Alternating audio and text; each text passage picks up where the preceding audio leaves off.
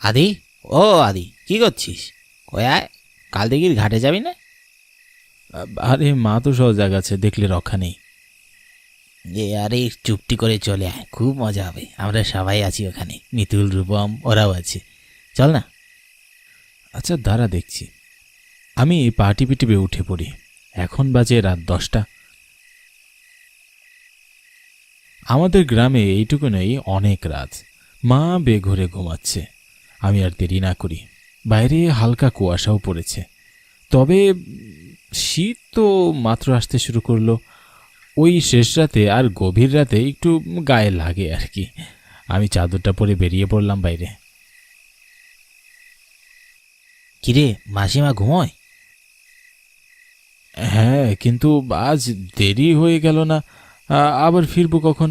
অত রাত করে যাওয়াটা কি ঠিক হবে? আরে ধুর, এত ভিতর মতো কথা বলছিস কেন? আমরা আছি না, চল চল।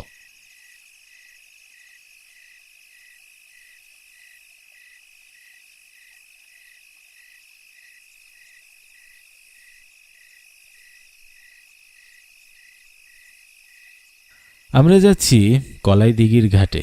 আমাদের বাড়ি থেকে 10 মিনিট দূরের রাস্তা। লোকালয় ছেড়ে একটা বিলের মতন জায়গায় এই দিঘির ঘাট।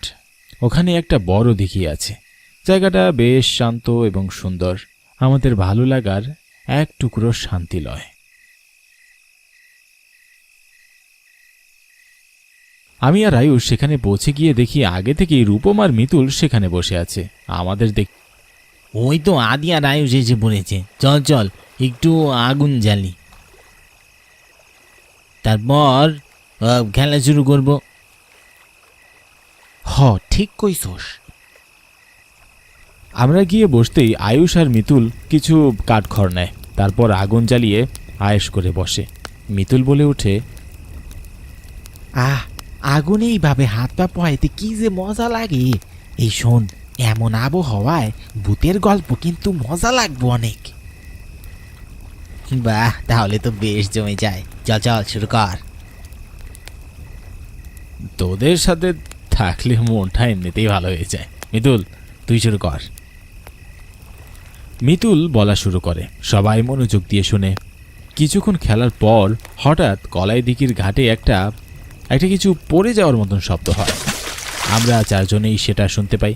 রূপম কান খাড়া করে বলে, কিরে, কিছু বলার শব্দ হলো না? বাদ দে তো ওসব কথা, যা খুশি হোক, সেদিকে কান দেওয়ার কোনো দরকার নেই। চল, আমাদের কাজ আমরা করি। না না, একবার দেখে আসি। দূর, এখন উঠতে পারবো না। তোরা না উঠলে উঠ, আমি যাচ্ছি। যা মন চায় কর। মিতুল, তুই বল। আমরা গল্প শুনছিলাম। রূপম যেতে যেতে আমাদের কাছ থেকে প্রায় 10 হাত দূরে দিঘির ঘাটে চলে যায়। সেখানে দাঁড়িয়ে কিছু দেখতে থাকে। আমরা রূপমকে আর খেয়াল করি না। কিছুক্ষণ পর হঠাৎ রূপম অদ্ভুত কিছু শব্দ করতে শুরু করে। রূপম কলাই দিঘির ঘাটে দাঁড়িয়ে হুস হুস করছিল। আমরা সেদিকে তাকাই। রূপম সোজা দাঁড়িয়ে পুকুরের দিকে এক দৃষ্টিতে তাকিয়ে আছে। কিরে রূপম, কি হলো? কি করছিস এসব? আরে দেখ না, এই কুকুরটা পানির উপর দিয়ে হাঁটে। আমি এটাকে সরানোর চেষ্টা করছি, ভাবছি এটা পানিতে পড়ে যাবে, মরে যাবে, কিন্তু কি আজব তো দিব্যি চলে বেড়াচ্ছে। আমরা একটু উঠে উকি দেই, কই কিছুই তো নেই। দূর বেটা, তুই আসতে একটা ভীতু। কি নিয়ে পড়লি বলতো? কিছু নেই ওখানে, আর থাকলেই বাকি। না, দিদা বলে রাত করে সব থাকা ঠিক ভালো না। আর যে কুকুরের ছায়া নেই সেটা তো আরও আগে ভালো না। তুই কি তোর ওই কুকুরের ছায়া দেখতে পাচ্ছিস না? হ্যালো বন্ধুরা, আজ আমি 1xBet নামে একটি অ্যাপ সম্পর্কে বলতে চাই, যেটি সবচেয়ে বিশ্বস্ত বুকমেকার। পিএসজি এবং সেরিয়া এ এই অ্যাপের স্পন্সর। অন্য অ্যাপের তুলনায় এখানে জেতার সম্ভাবনা অনেক বেশি। 30 ডিসেম্বর বাংলাদেশ প্রিমিয়ার লিগ শুরু হবে এবং সমস্ত ক্রিকেট প্রেমীদের জন্য আপনাদের প্রিয় দলকে সমর্থন করার দুর্দান্ত সুযোগ। এই অ্যাপে আপনি সমস্ত ম্যাচের লাইভ ফলাফল এবং সেই ম্যাচটি লাইভ দেখতে পারবেন। আপনি স্কোরের ভবিষ্যৎবাণী করে বাজি ধরতে পারেন এবং BMW গাড়ি, আইফোন, ল্যাপটপ এবং আরও অনেক কিছুর মতো নগদ পুরস্কার জেতার সুযোগ রয়েছে। এখানে ক্র্যাশ গেম আছে, প্লেন যত উপরে যাবে তত বেশি টাকা পাবেন। এছাড়াও বিভিন্ন ধরনের গেম রয়েছে, আপনি যা খুশি তা বেছে নিতে পারেন। পারেন এবং রেজিস্ট্রেশন করার সময় আমার প্রচার কোড 1 ডাক ব্যবহার করে প্রথমবারের মতো জমাতে পারেন 12,000 টাকা পর্যন্ত এবং ফ্রি স্পিন। আপনি সহজেই পেটিএম, ব্যাংক, নগদ, বিকাশ, রকেট এবং অন্যান্য সহজ পদ্ধতির মাধ্যমে আপনার জেতা টাকা তুলতে পারেন। আমি অনেকদিন ধরে এটি ব্যবহার করছি, আপনিও ব্যবহার করতে পারেন। তাহলে আর দেরি কিসের? পিন কমেন্টে লিংক দেওয়া আছে, লিংকে ক্লিক করে রেজিস্ট্রেশন করুন অথবা গুগলে 1xbet সার্চ করে রেজিস্ট্রেশন করুন এবং রেজিস্ট্রেশনের সময় আমার দেওয়া প্রোমো কোড 1 ডাক ব্যবহার করুন এবং বোনাস পান। না তো দেখা যাচ্ছে না। একটু পরে দেখবি ওইটার 2টা দানা গজাইছে আর দাঁতও। তারপর তোরে কামড় দিছে, তারপর তুই ভূত হয়ে গেছস।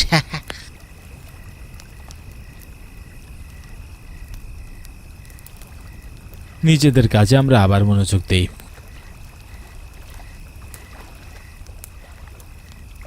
হঠাৎ রূপমের চিৎকার শুনতে পাই। আমরা দৌড়ে যাই, দেখি রূপম ঠায় দাঁড়িয়ে আছে।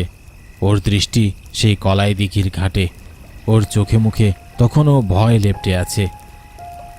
হঠাৎ চোখ যায় ওর ঘাড়ে। ঘাটা কেমন যেন ছিল আর তা থেকে রক্ত বেরোচ্ছে।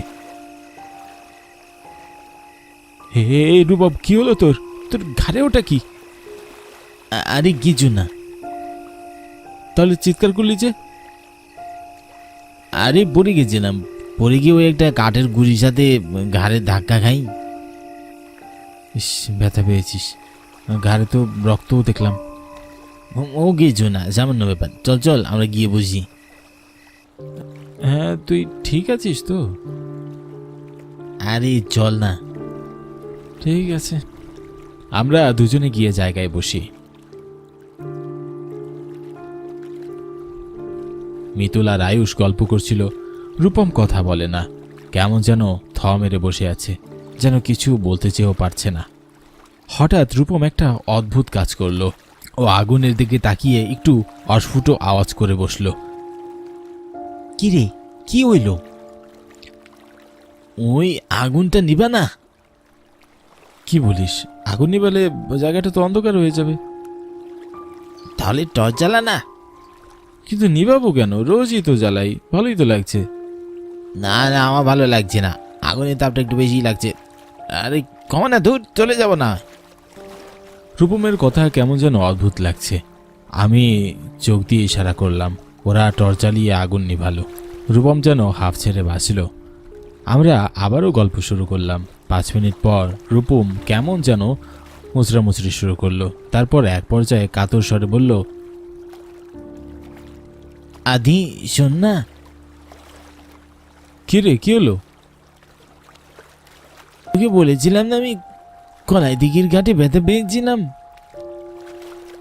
হ্যাঁ, আমার মনে হয় ব্যথাটা একটু বেশি লেগেছে, খুব খারাপ লাগছে। আমি বাড়ি যাব, আজ আর পারবো না। আচ্ছা চল, এই চল রে, আজ রূপম কেমন জানি করছে, চল বাড়ি যাই। আমার মনে হয় ওরে কলাই দিঘির ঘাটের পেতনি ধরছে।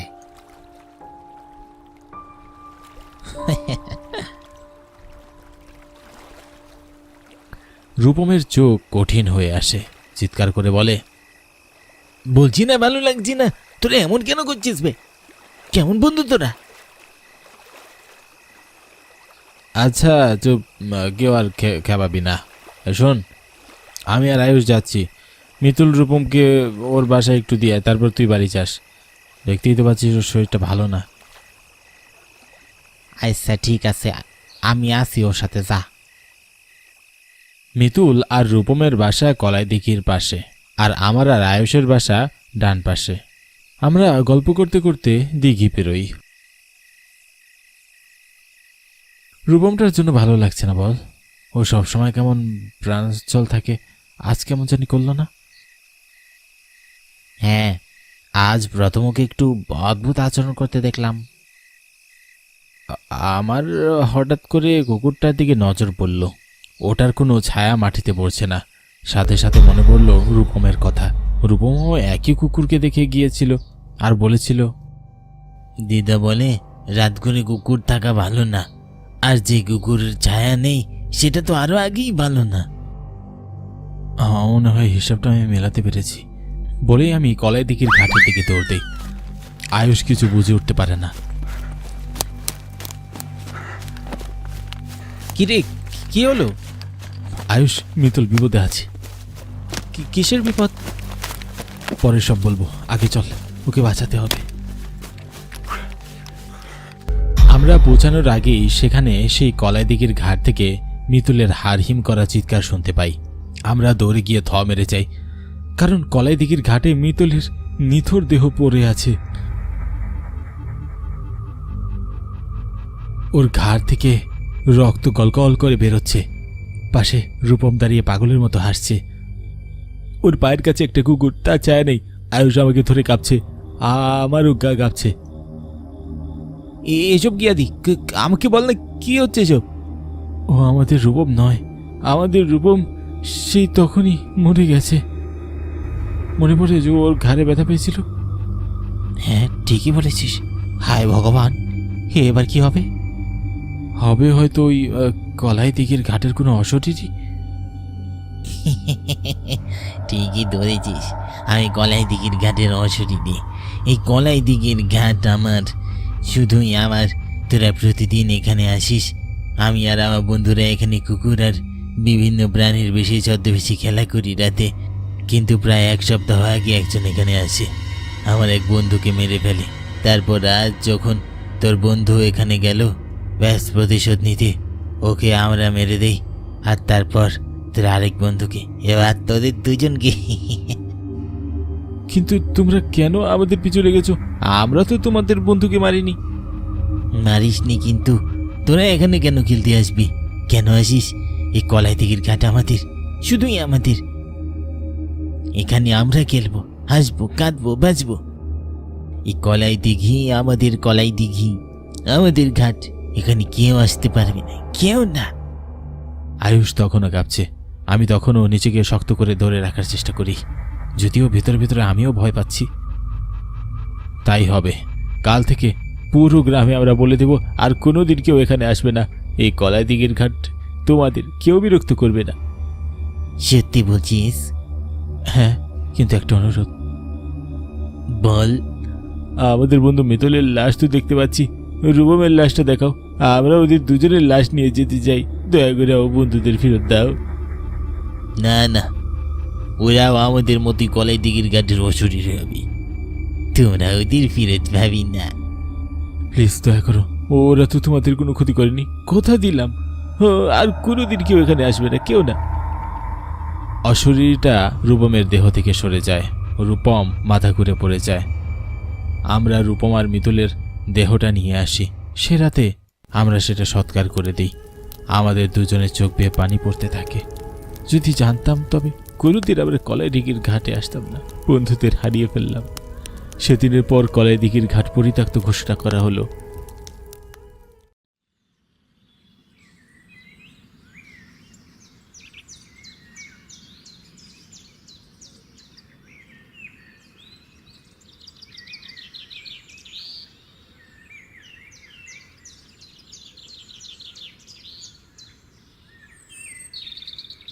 জমিদার বাবু, তালপুর নগর গ্রাম থেকে আমাদের এক আত্মীয় এই তালগুলো আপনার জন্য পাঠিয়েছেন।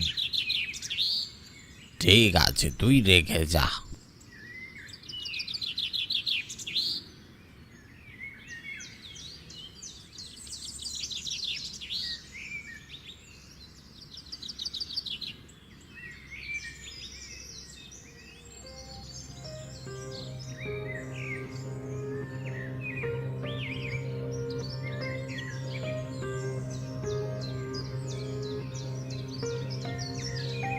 কি হলো বাবা, তোমাকে এতটা অস্বাভাবিক লাগছে কেন? আজ আবারও সেই ভয়ঙ্কর অতীত মনে পড়ে গেল। কোন অতীত বাবা? তোমাকে এমন দেখাচ্ছে কেন? নিশ্চয়ই ভাবছো তালগুলোর দিকে তাকিয়ে আমি কি ভাবছি। শোনো তাহলে, এখন থেকে প্রায় 25-26 বছর আগের কথা। তখন আমি তোমার বয়সেরই ছিলাম। তালপুর নগর গ্রামে আমার এক পিসির বাড়ি ছিল। আশেপাশের 100টা গ্রামের তুলনায় সেই গ্রাম তালের জন্য বিখ্যাত ছিল। তাই তো গ্রামের নামকরণ করা হয়েছে তালপুর নগর। প্রতি বছর ভাদ্র মাসে আমরা পিসির বাড়িতে যেতাম। আর মন ভরে তালের পিঠা খেতাম। তেমনি এক ভাদ্র মাসের রাতে আমি একা একা পিসির বাড়ি যাচ্ছিলাম। যেতে যেতে অনেক রাত হয়ে যায়। রাস্তার দুপাশে সারি সারি তাল গাছ, আর গাছ ভরা পাকা পাকা তাল। পাকা তালের সুগন্ধে পুরো গ্রাম মোমো করছিল। আমি ছাড়া রাস্তায় আর কেউ ছিল না। পুরো রাস্তা একেবারে ফাঁকা ছিল। অন্ধকার রাস্তায় আমি একা একা হেঁটে পিসির বাড়ি যাচ্ছিলাম। কেন যেন সেই রাতে আমার বড্ড ভয় লাগছিল। মনে হচ্ছিল আমার পিছু পিছু কেউ আসছে। আমি বারবার পিছনে ঘুরে তাকাচ্ছিলাম, কিন্তু কোথাও কাউকে দেখতে পাচ্ছিলাম না। থেকে থেকে খুব অদ্ভুত একটা আওয়াজ আমার কানে ভেসে আসে। আমি হঠাৎ হোঁচট খেয়ে পড়ে যাই। আমার মনে হলো পিছন থেকে কেউ আমাকে খুব জোরে ধাক্কা দিয়ে ফেলে দিয়েছে। ভয় আমার বুকের ভিতরটা পানি শূন্য হয়ে যায়। আমি এক লাফে উঠে দৌড়াতে শুরু করলাম এবং হাঁপাতে হাঁপাতে পিসির বাড়ির সামনে গিয়ে উঠলাম।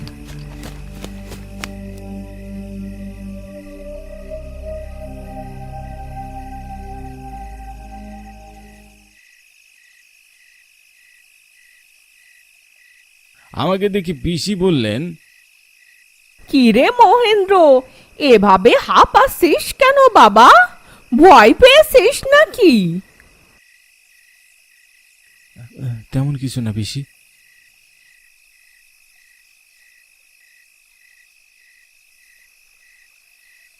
আরে মহেন্দ্র দাজি, কেমন আছো তুমি? আসতে দেরি হলো কেন বলো তো? ভালো আছি বাঁধন। হোস্টেলে কিছু জরুরি কাজ ছিল, শেষ করতে একটু দেরি হয়ে গেল। কিন্তু তোমাকে এমন দেখাচ্ছি কেন মহেন্দ্র দা? নিশ্চয়ই গত রাতে ভালো ঘুম হয়নি। আচ্ছা ঠিক আছে, এখন ঘুমাবি চলো। তারপর আমি বাঁধনের সাথে ওর রুমে যাই। সেই রাতে আমি আর ঘুমাতে পারিনি। সারা রাতে বসবাস করে ছটফট করছি। পরের দিন সকালে ভোরের আলো ফোটার সাথে সাথে আমার মন থেকে সে সমস্ত দুশ্চিন্তা কেটে যায়। সারাদিন কোনো রকম কেটে গেল।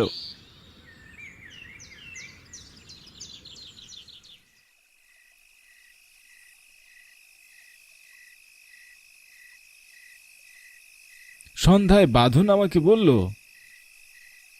মহেন্দ্র দাদা চলো আমার সাথে। সে কি রে, এই ভোর সন্ধ্যাবেলা কোথায় যাব? আরে ভুলে গেলে? তালকুড়োতে যেতে হবে না, চলো চলো। আমি আর কিছু না বাড়িয়ে বাঁধনের সাথে তালকুড়োতে বেরোই। সেদিন অমাবস্যার রাত ছিল, তাই সন্ধ্যাবেলায় ঘুটঘুটে অন্ধকারে পুরো গ্রাম ছেয়ে যায়। আমি আর বাঁধন ছাড়াও গ্রামের আরো অনেকজন তালকুড়োতে বেরিয়েছিল। কিন্তু কি আশ্চর্য, কেউ একটা তালও পাচ্ছে না।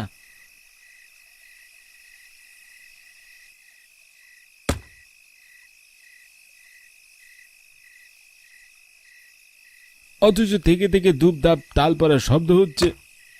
প্রায় ঘন্টাখানিক পর আমি বিরক্ত হয়ে বাঁধনকে বললাম,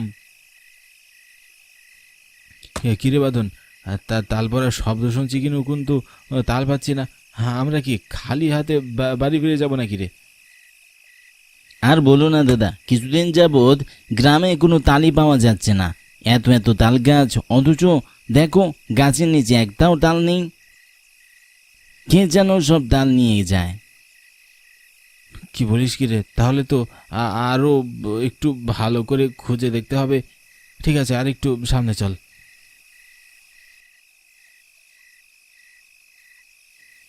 তাল গাছগুলোতে তালের সংখ্যা অনেক কমে গিয়েছে। আমি আর বাঁধন তাল খুঁজতে খুঁজতে আরো কিছু সামনে এগিয়ে যাই। তখন আমরা আমাদের সামনে দুটো রাস্তা দেখতে পাই। দাদা তুমি এদিকটায় খুঁজো আর আমি ওদিকটায় গেলাম। একথা বলে বাঁধন অন্য রাস্তায় চলে যায়। অন্ধকার রাস্তা আমি একা একা তালকুড়ো খুঁজতে লাগলাম। আশেপাশে কাউকেই দেখতে পেলাম না, শুধু ঝিঝি পোকার ডাক শোনা যাচ্ছে। এমন নির্জন পরিবেশে কেন যেন আমার একটু ভয় ভয় করছে। হঠাৎ গতকাল রাতের কথা মনে পড়তেই আমার গা ঝমঝম করে উঠল, সাথে বুক ধড়ফড় করতে লাগলো, আর সামনে এগোনোর সাহস পেলাম না। তখনই আমি কারো উপস্থিতি অনুভব করলাম, চমকে গেলাম, পিছনে ঘুরে তাকালাম, কিন্তু কাউকেই দেখতে পেলাম না।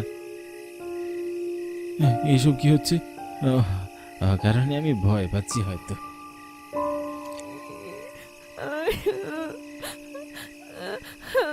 কারো কান্নার শব্দ শুনে আমি চমকে উঠলাম। খুব করুণ আর্তনাদ সুরে কেউ কান্না করছিল। আশেপাশে তো কোনো মানুষের ঘর বাড়ি দেখতে পাচ্ছি না, তাহলে কান্নার শব্দ আসছে কোত্থেকে? সাহস করে আমি আরো কয়েক কদম সামনে এগিয়ে যাই। তারপর দেখলাম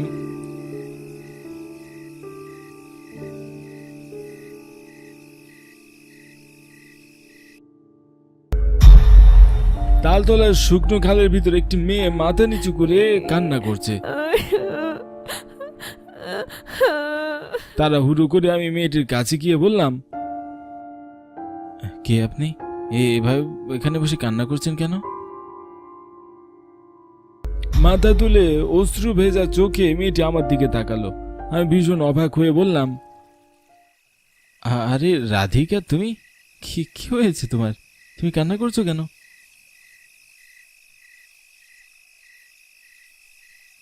রাধিকা আমার কথার কোনো উত্তর দিল না, শুধু ড্যাব ড্যাব করে আমার দিকে তাকিয়ে রইল। রাধিকা আমার পিসির একমাত্র ননদের মেয়ে। প্রতি বছর ভাদ্র মাসে রাধিকাও আমার পিসির বাড়িতে বেড়াতে আসে, কিন্তু আজ কেন যেন রাধিকাকে একটু অন্যরকম লাগছে।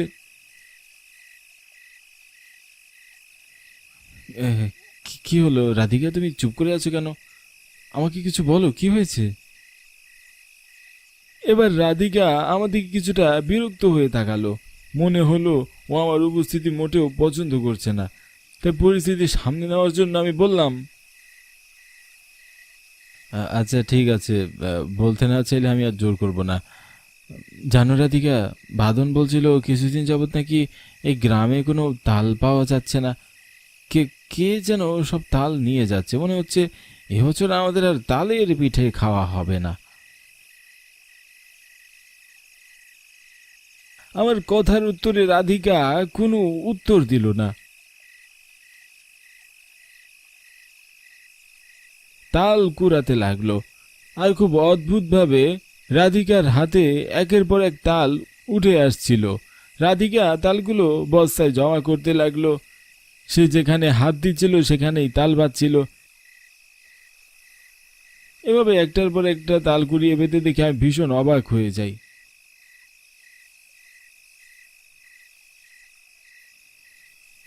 কি আশ্চর্য, আমরা সেই সন্ধ্যা থেকে তাল খুঁজে বেড়াচ্ছি, অথচ কোথাও একটা তালও খুঁজে পেলাম না।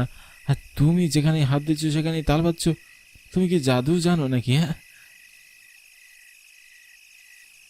আমার কথার কোনো পাত্তা না দিয়ে রাধিকা মনোযোগ দিয়ে তাল কুড়োতে লাগলো। হঠাৎ আমি লক্ষ্য করলাম রাধিকা সাদা শাড়ি পরে আছে আর কালো একটা চাদর মুড়ি দিয়ে আছে। এটা দেখে আমি বেশ অবাক হয়ে বললাম, তুমি সাদা শাড়ি পরে আছো কেন রাধিকা? আমি তো এতক্ষণ খেয়ালই করিনি। আমি একথা বলতে রাধিকা প্রচন্ড রেগে যায়, আমার দিকে তাকায়। মনে হচ্ছিল ওর লাল লাল চোখ দুটো দিয়ে এক্ষুনি আমাকে গিলে খাবে। ওর ভয়ঙ্কর চাউনি দেখে আমি কিছুটা ঘাবড়ে যাই। আমতা আমতা করে বললাম, আচ্ছা ঠিক আছে, তুমি এভাবে রাগ করো না, আমি আর কিছু জানতে চাইবো না। তারপর রাধিকা আবারও তাল কুড়োতে লাগলো, আর তার আচার আচরণ আমার কাছে বেশ অদ্ভুত মনে হচ্ছিল। ভাদ্র মাসে ওই কড়া গরমে কেউ চাদর মুড়ি দিয়ে থাকতে পারে? তার রাধিকাকে না দেখলে বুঝতে পারতাম না। ভয়ে তাকে আর কিছু বলার সাহস পেলাম না। দেখতে দেখতে রাধিকা 2 বস্তা তাল কুড়োলো। অনেক তাল হয়েছে রাধিকা, আর কুড়োতে হবে না। কয়েক ঘন্টা পর ভোরের আলো ফুটবে। এখন আমরা যাই, চলো। আমি যাব না, তালগুলো নিয়ে আপনি আপনার পিসির বাড়ি যান। সে কি রাধিকা, এসব তুমি কি বলছো?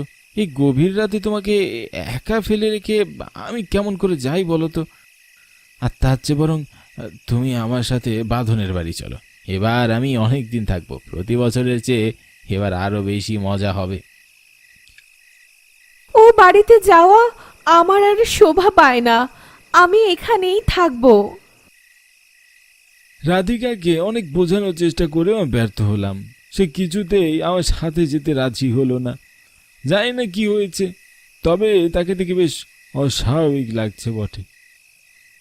আচ্ছা ঠিক আছে, তুমি না যাও, তুমি ওই তালগুলো নিয়ে যাও, আমি এখান থেকে কয়েকটা পিস নিয়ে যাচ্ছি। না, আমার কোনো তাল লাগবে না, আমি এখন আর তাল খাই না। বুঝেছি, নিশ্চয়ই কোনো কারণে তুমি খুব রেগে আছো। হ্যাঁ, রাগ কমলে বাঁধনের বাড়ি এসো। হ্যাঁ, এখন আমি যাচ্ছি। তার অস্বাভাবিক রাগের কারণ আমি ঠিক বুঝতে পারলাম না। তার রাগকে গুরুত্ব না দিয়ে আমি এগিয়ে চললাম। 4-5 কদম সামনে এগিয়ে যাওয়ার পর সেখান থেকে রাধিকা খুব শক্ত করে আমার কলার চেপে ধরলো, তারপর টেনে হিচড়ে আমাকে তার সামনে নিয়ে আসলো। প্রচন্ড ভয়ে আমার বুকের ভিতরটা পানি শূন্য হয়ে গেল, গলা শুকিয়ে কাঠ হয়ে গিয়েছে। রাধিকার গা থেকে কালো চাদরটা নিচে পড়ে যেতে আমি দেখলাম ওর ওর পা দুটো উল্টো, ওর মাথা ঘুরে পিছনের দিকে এসে গিয়েছে। এটা দেখার পর ভয়ে আমার বুকের ভিতরটা মোচড় দিয়ে উঠল। বুকের খাঁচায় প্রাণ পাখিটা ছটফট করতে লাগলো। ভয় আমার প্রাণ যায় যায় অবস্থা। রাধিকা খুব ভয়ঙ্কর ভাবে আমার দিকে তাকালো। এটা দেখে আমি আর নিজেকে সামলে রাখতে পারলাম না। প্রচন্ড ভয়ে চিৎকার করে আমি অজ্ঞান হয়ে পড়ে যাই।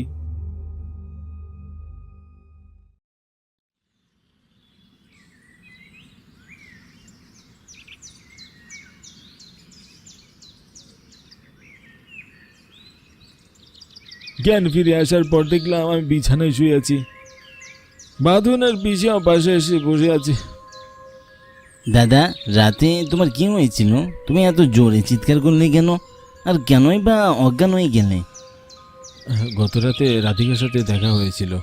ও খুব ভয়ঙ্কর রূপে আমার সামনে এসেছিল। ওকে দেখে আমি প্রচন্ড ভয় পেয়েছিলাম। রাধিকা?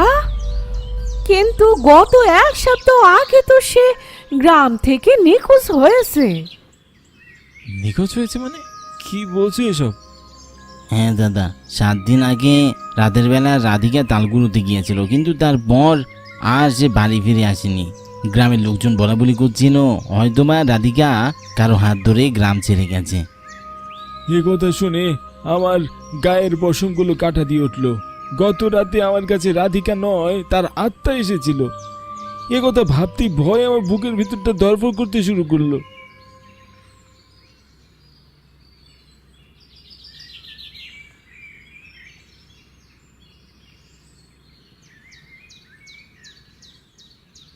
তাড়াহুড়ো করে সেদিনই আমি পিসির বাড়ি থেকে চলে আসি।